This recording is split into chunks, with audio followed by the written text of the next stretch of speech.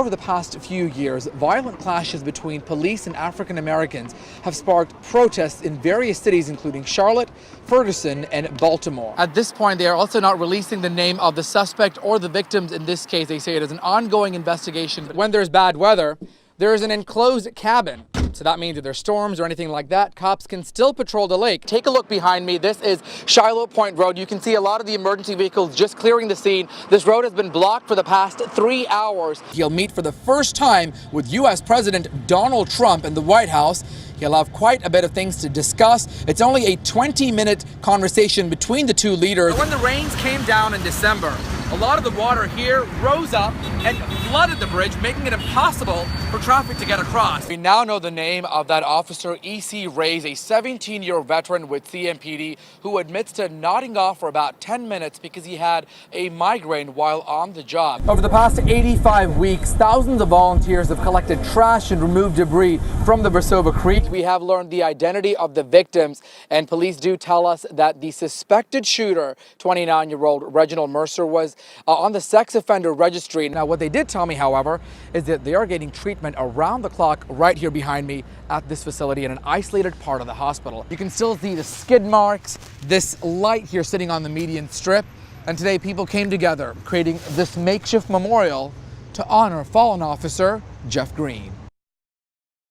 It's been 2 months now since heavy rains flooded the southern Indian city of Chennai. I've been here in Chennai for 4 years, but I've never seen the city so flooded. Roads turned into rivers, and thousands were left in the dark. Since continuous rain, we didn't have electricity at all here, and no water. And we were so much worried how to take care of these children. And if something happens to the children, there is no possibility of taking to the doctor. We were surrounded with water everywhere. This orphanage near the city's airport is still recovering from mold thanks to all the water buildup. Because of the heavy rain here, we have a lot of stagnation of water, especially on the terrace. So due to that, lot of leakage in the building, and our surrounding area is filled with water and a lot of mosquito problems. So we are worried about whether the children will get malaria or dengue fever. Many slum areas were washed away, Saidapet being one of the hardest hit areas. It was very difficult with the kids. We couldn't go anywhere for about 3 weeks.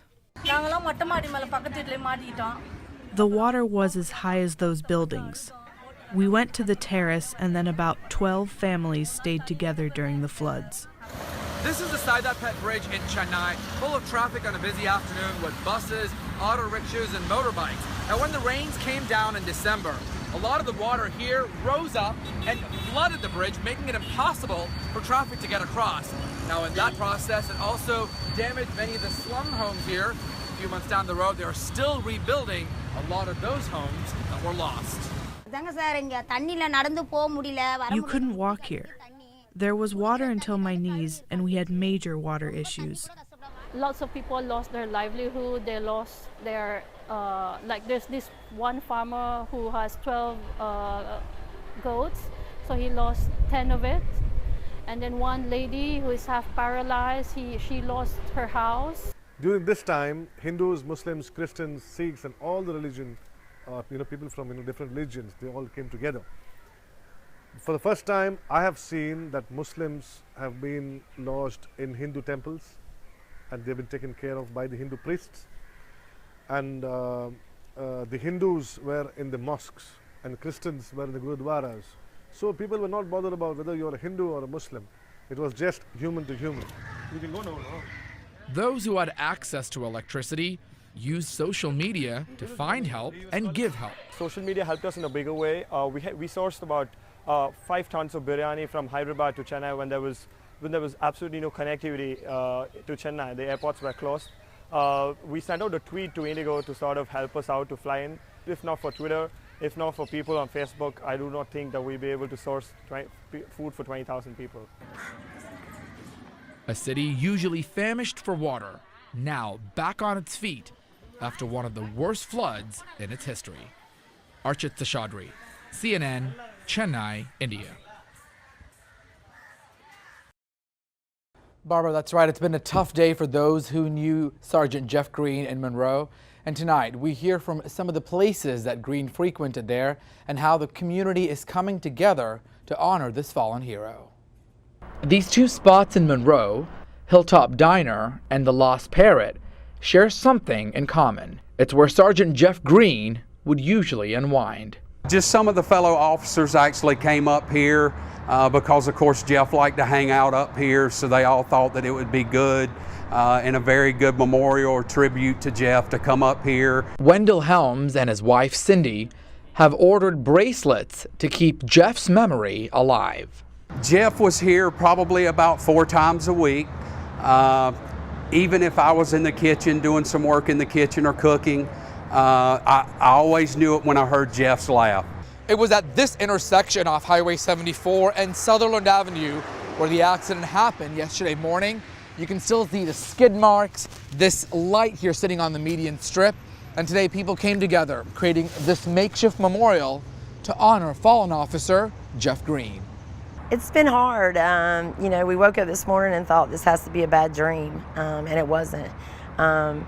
And to know that he won't be walking through this door and laughing. Tommy Wilson ate breakfast with Jeff every week for the last 18 months. Yesterday I was just devastated yesterday. Like I said, Jeff is one of these people that is just a genuinely nice person. A tough day for those who serve meals. They say they'll always remember the man who served the community. I had to take a few minutes to compose myself. So it's hard talking about it now. There will always be a place here, and there'll always be a seat here for him. He will always be here in our heart. And even though everybody can't hear that laugh, we'll be able to hear it. He will always be in our hearts and minds.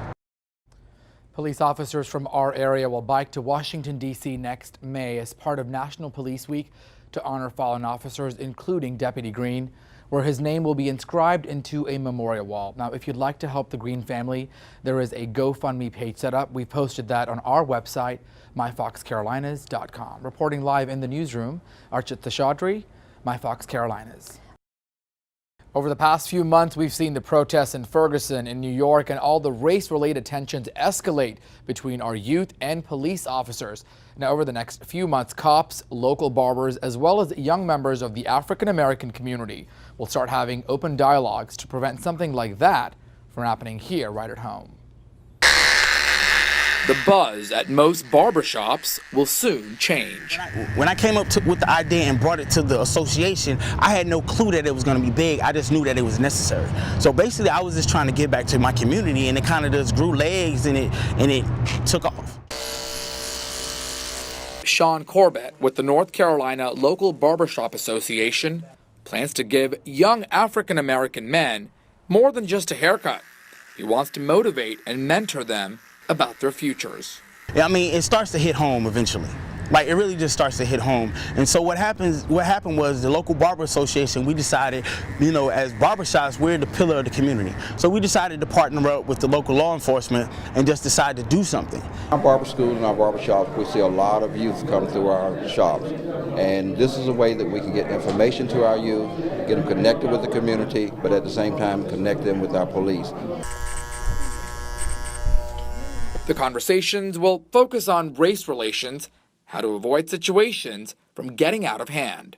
The proper way to deal with being pulled over, being stopped by the police officer, because a lot of times we don't know. Corbett says these topics will revolve around how the police should treat them and how they should treat the police.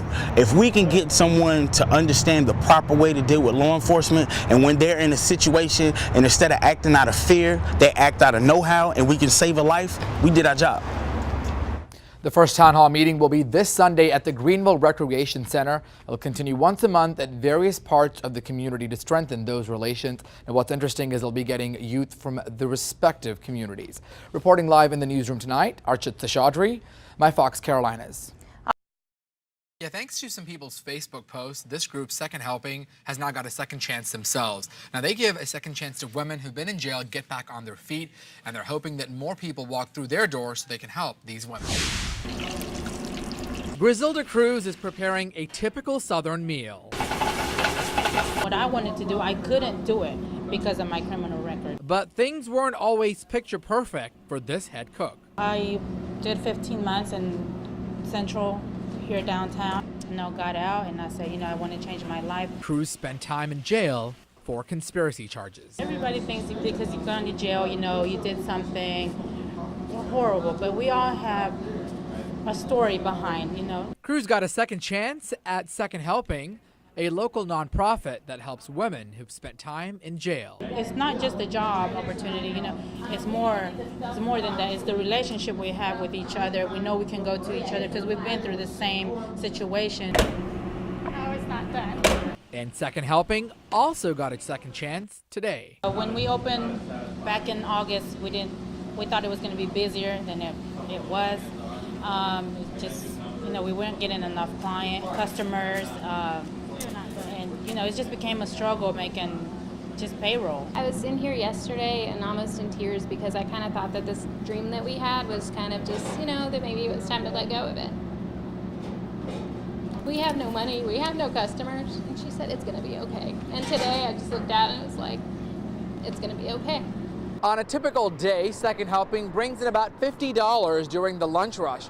But thanks to a Facebook post by some enthusiastic folks at Plaza Midwood, they got a ton of folks today, bringing in more than $800 in donations. It just took a whole, 180 degrees turn on us. Thank you, sir. A simple meal can be a recipe for success. When you realize how you can do something so simple as buying lunch and it can inspire someone to make a difference, and maybe this will inspire other businesses to really give people with a criminal record or any kind of past a second chance and help out. I just believe that anything that benefits us versus having people go back into the system, if there's a way to keep these ladies off the streets and to earn respect again through the community. Everybody makes mistakes. It's really hard to get a job. Don't give up. Just because what you did in the past doesn't determine what your future is going to be. Second Helping is located on Central Avenue. Now, at that location, there's another nonprofit called Neat Sweets, and they help women who are victims of sex trafficking. Now, if you want to help, you can go there anytime at lunch or dinner and buy a meal, and all of those proceeds benefit those nonprofits. One of the busiest subway systems in the world, New York City. People come from all walks of life and represent the city's diversity. But no matter where they're from, they've all got one destination to reach. Piaget sur Piaget is one of them. Sometimes just taking the subway and riding on the subway, as an African man, you're almost pushed aside as if you don't exist. Piaget says he often feels targeted because of his skin color. Well, statistically, just because of the color of my skin and my background and probably my hair as well, that makes me a target for suspicious behavior. Racism is always been here, and do I feel it's going to go away? No.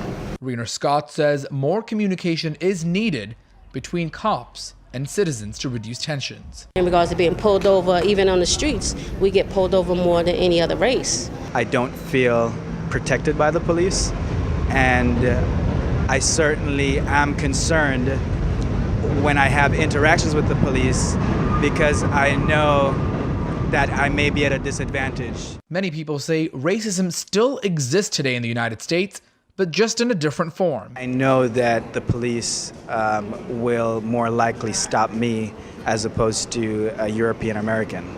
Protect and serve is their job. That's a great idea, but it's actually to enforce laws. As race relations reach a new boiling point, the next U.S. president will have to find a way to mitigate tensions between police and African Americans. Educating police, yes, definitely.